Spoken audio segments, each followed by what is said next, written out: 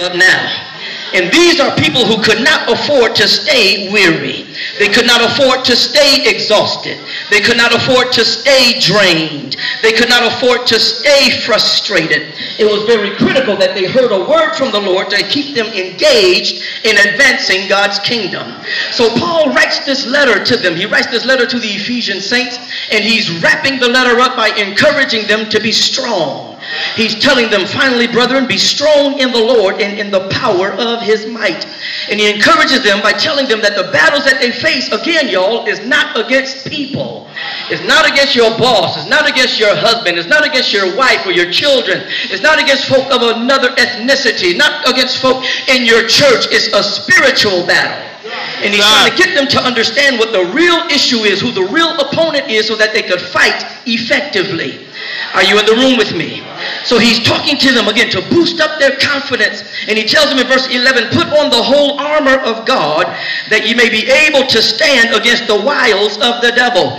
Then he begins to tell them all of the armor, all of the weaponry that God has put at their disposal so that they could fight and fight to win. Are you praying with me tonight?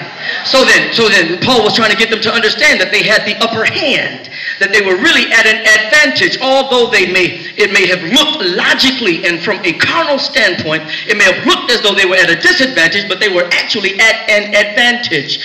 And if they would understand who they were in God and what God had given them and how God felt about them and how serious God was for them to win and to win in life, then it would boost their confidence to where they could tell the devil, you don't want none of this.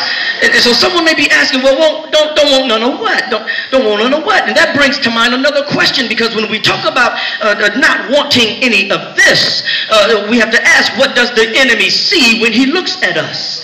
Does he see someone weak? Does he see someone weaker than they were yesterday? Does he see someone who's become weakened in their mind and weakened in their spirit, weakened because of the age, weakened because they've gotten older, weakened because they've lost abilities, weakened not only physically but emotionally and spiritually, weakened to the point where they're ready to give up, weakened to the point where they're ready to give in, weakened to the point where they're ready to throw in the towel? Who does the enemy see when he looks at us? Because if you're going to walk around telling the devil you don't want none of this, he's going to ask you, don't want none of what? And this is a question we have to answer. We have to know who we are in him. We have to know what God has given us and what God has put at our disposal. So we have to understand what this is and what this is supposed to be. This is supposed to be a living sacrifice. This is supposed to be a yielded vessel. When I talk about this, you don't want none of this, I'm talking about you don't want none of me. But it ain't just me, it's who is inside.